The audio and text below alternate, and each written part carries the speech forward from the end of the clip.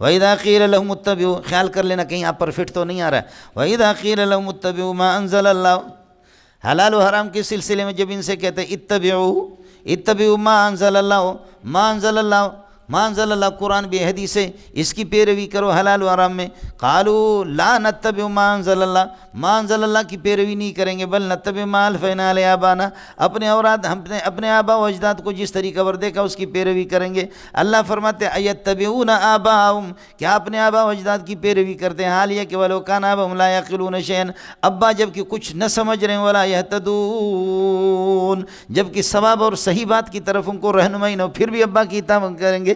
اب کہ میں کسی کو نہیں مانتا، میرے ابا نے جو کچھ کہا، اور تمہارے ابا کو شلوار پہننے کا طریقہ بھی نہیں ہے، تو پھر بھی ابا پنڈو پاش ہے، پھر بھی ابا کے پیچھے چلو گے کیا؟ ایسے ابا کے اللہ کا بھلا کرے، ابا ہے تمہارا بے وقوف جو قرآن و سنت کے شدھ بدھ سے بھی واقف نہیں، پھر بھی ابا کے پیچھے پڑو گے، یہ واہ قرآن واہ۔ مولانا آپ لوگوں میں سمجھدار کتنے ہیں؟ صرف 2-3 آدمی، صرف 2-3 آدمی ہاتھ کھڑا کریں، 2-3 آدمی، 2-3 آدمی، قتل میں نہیں کروں گا، سمجھے؟ اس جگہ پر اتباع کے تحت مفسرین تقلید کے بحث کو لکھتے ہیں، اس لیے الاتباع ہو تقلید، الاتباع تقلید، یہ تقلید ہے، اتباع اور تقلید ایک ہی چیز ہے۔ حضرت اقدس حکیم الامت اشرف علی تھانوی رحمۃ اللہ علیہ کا تسامح ہے کہ اتباع بالدلیل ہوتی ہے اور تقلید کے اندر کوئی دلیل نہیں ہوتی۔ یہ کسی مالکی کا قول ہے جو حضرت اقدس تھانوی رحمۃ اللہ علیہ نقل کیا، جو آج تک ہمارے گلے میں پڑا ہے، جب بھی کسی غیر مقلد سے بحث کرتے اس کو اٹھا کر کے ہمارے منہ پہ مارتے۔ میں جو بات آپ سے عرض کر رہا ہوں وہ یہ ہے کہ اتباع اور تقلید دونوں کے دونوں ایک ہیں۔ لسان العرب کو جا کر کے دیکھ لو، الاتباع اے التقلید، اور اے کا قانون یہ ہے کہ اس کا ما قبل اور ما بعد دونوں کے دونوں ایک ہوتے ہیں۔ اے کی ہے کہ اے ترکیبی اعتبار سے عطف کی حیثیت اس کی ہوتی ہے، ما قبل معطوف علیہ ما بعد اس کا ہوا یا کہ عطف بیان، اور معطوف علیہ اور عطف بیان دونوں ایک ہوتے ہیں۔ التقلید اے الاتباع، اور ایک ہے التقلید آنی الاتباع، میں آنی یعنی کی بات نہیں کر رہا ہوں، وہ الگ چیز ہے، میں اے کی بات کر رہا ہوں۔ سمجھ شریف میں ہے کہ نہیں؟ اس لیے تقلید بھی محمود ہوتی ہے، اللہ والوں کی تقلید محمود ہے اور جاہلوں کی تقلید مذموم ہے۔ اتباع اللہ والوں کے واتبع سبیل من اناب الیہ، جو میرے طرف رجوع کرنے والا ہو، اللہ کو جانتا ہو، اس کی پیروی کرو، اتباع، یہ اتباع محمود ہے۔ اور اتباع مذموم کیا ہے؟ لا تتبع خطوات الشیطان ومن یتبع خطوات الشیطان، یہ اتباع ہے لیکن یہ اتباع مذموم ہے۔ آیا مسئلہ سمجھ میں؟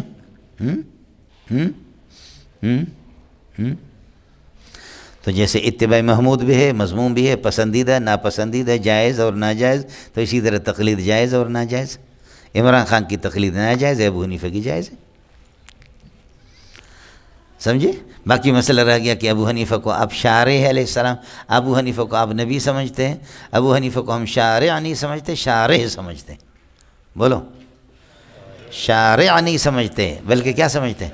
شارع سمجھتے ہیں، قرآن و حدیث کی تشریح کرتا ہے، سمجھے؟ اتنی سی بات۔ امام شافعی ہمارے چچا ہے، احمد بن حنبل ہمارے چچا ہے، امام مالک ہمارے چچا ہے، ابو حنیفہ ہمارا ابا ہے، تو ہمارے ابا کا بھی دشمن ہے، کتے کا بچہ۔ آیا سمجھ میں نہیں ہے؟ تو اور تیرا باپ ہمارا دشمن ہے، یہ ہمارے چچے ہیں، ابو حنیفہ ہمارا ابا ہے، ہم ابو حنیفہ جیسے کروڑوں کے محمد کی جوتیوں پہ قربان کرنے کے لیے، یہی ہمارے علماء دیوبند کا عقید ہے، یہی حنفیہ کا۔ کون ہوتا ابو حنیفہ؟ ابو حنیفہ جیسے کروڑوں اربوں جمع ہو جائے ابو بکر کے جوتے پہ قربان جائے، لیکن تمہارے جیسے غیر مقلد کروڑوں کو ابو حنیفہ کے جوتے پہ قربان کرو۔ آئے مسئلہ سمجھ میں؟ یہ ہے ابو حنیفہ کو محمد رسول اللہ کے ساتھ ابو بکر کے سامنے نہ تولو۔ ابو حنیفہ نے کوئی قصور نہیں کیا، امام شافعی نے کوئی قصور نہیں کیا، صرف قرآن و سنت کی تشریح کی۔ ہم کہتے یہ اس نص سے اس نے یہ مسئلہ سمجھا، ہم اسی پر اعتماد کرتے، اور آپ کہتے کہ نہیں ہمارے مولوی جو اللہ آپ کا بھلا کرے جو غیر مقلد کا مولوی ہے تم اس پر اعتماد کرو، اس کی تشریح پر۔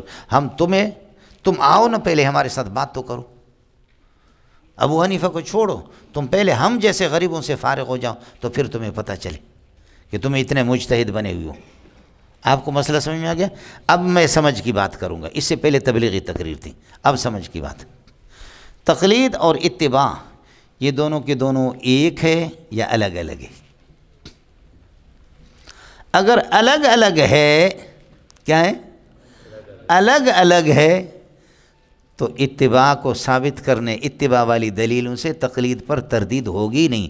جیسے اتباع کے اس بات سے اتباع والے نصوص سے زنا کی تردید نہیں ہوتی، چوری کی تردید نہیں ہوتی، سمجھ شریف میں ہے کہ نہیں، باقی مضامین کی تردید نہیں ہوتی.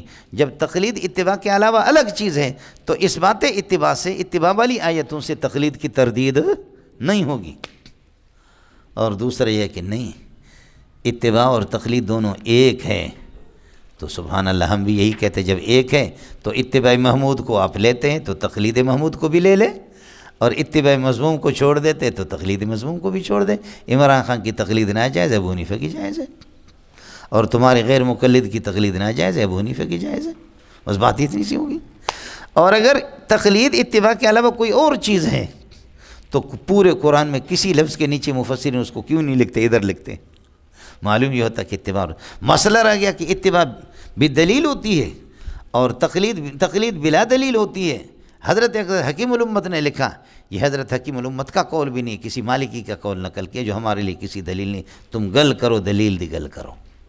کس کو سمجھ میں آ گیا؟ اتنی سی بات ہے مول صاحب، سمجھے؟ وَإِذَا قِيلَ لَهُمُ اتَّبِعُوا، ترکیب سمجھو کیا مزہ ہے قرآن کا. ایک وجدنا آتا ہے، وہ آگے آئے گا. وجد دو مفعول بھی چاہتا ہے، اور برخلاف اللہ کا الفینا، الفا یلفی الفا، اس کا اللہ آپ کا بھلا کریے کہ یہ ایک مفعول چاہتا ہے. وَإِذَا قِيلَ لَهُمُ اتَّبِعُوا، جب ان سے کہا جاتا ہے کہ پیروی کرو ما انزل اللہ، اس قرآن کے جس کو اللہ نے نازل کیا، اس حدیث کے جس کو اللہ نے حلال و حرام میں ان کی پیروی کرو. ما انزل مفعول ہوگا اتبعوا کا، سمجھے؟ قالوا تو کہتے ہیں لا نتبع ما انزل اللہ، بل آ گیا نا. تو اسے قالوا لا نتبع ما انزل اللہ، ما انزل اللہ کی پیروی نہیں کریں گے بلکہ کیا کریں گے؟ بل نتبع ما الفینا علیہ آبانا، بلکہ ہم پیروی کریں گے اس طریقے کے جس پر ہم نے اپنے آبا و اجداد کو دیکھا. اپنے ایمان کی خیر مناؤ. کوئی تم سے کہتا ہے حدیث رسول میں ہی آئے، قرآن میں ہی آئے، ہمارے بزرگوں نے یہ فرمایا. بھائی ہم تو یہ بڑے لوگوں کا کام، ہم تو اپنے بزرگوں کی بات ہے. تم دیوبندی ہو کر کے ایسی باتیں کرتے ہو، سمجھ شریف میں ہے کہ نہیں؟ اس لیے اس کا بھی خیال کرو، سمجھے؟ ارے بابا حدیث میں یہ ناجائز کر رہے ہیں آپ، قرآن کے حساب سے کہتے ہیں ہمارے بزرگ نے یہ کہا، سمجھ رہی؟ تو بزرگ ہے کون؟ اس کو تو بولو پہلے، بزرگ متعین بھی کرو. کوئی بھی گھوبی کی طرح گول ہوتا ہے وہ بزرگ ہوتا، سمجھے بھی جان؟ کوئی بھی گھوبی والا کوئی بڈھا ہو جائے بس وہ بزرگ ہو جائے تمہارا. جو قرآن و سنت سے بالکل واقف ہی نہیں ہے اس کو بزرگ مانتے ہو. بزرگ وہ ہوگا پکا مومن وہ ہوگا جتنا بڑا ایمان ہوگا، جتنا بڑا علم ہوگا. جس کا جتنا بڑا علم ہوگا اتنا پکا مومن ہوگا. یہی امام بخاری کہتا ہے، سمجھے؟ جو ایسے کہتا ہے کہ میرا ایمان بنا ہے، علم نہیں ہے اس کے پاس، وہ جھوٹ بولتا ہے. بات صاف سی ہے، پکا مومن رشید و گنگو ہی ہے، حکیم الامت ہے، قاسم العلوم والخیرات ہے، علم کے پہاڑ ہے، پہاڑ ہے. سمجھ شریف میں ہے کہ نہیں ہے؟ تمہارا صوفی، تمہارے خانقاہ والا اور تمہارے اس قسم کی سرخ ٹوپی والا وہ اس مقام کا نہیں ہے.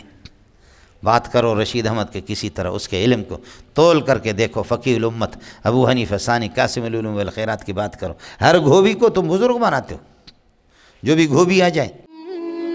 مزید ویڈیوز کے لیے آپ ہمارے فیس بک پیج کو لائک کریں اور ساتھ ہی ہمارے یوٹیوب چینل کو بھی سبسکرائب کریں تاکہ کسی بھی ناگہانی کی صورت میں آپ کو ہماری ویڈیوز بر وقت مل سکے.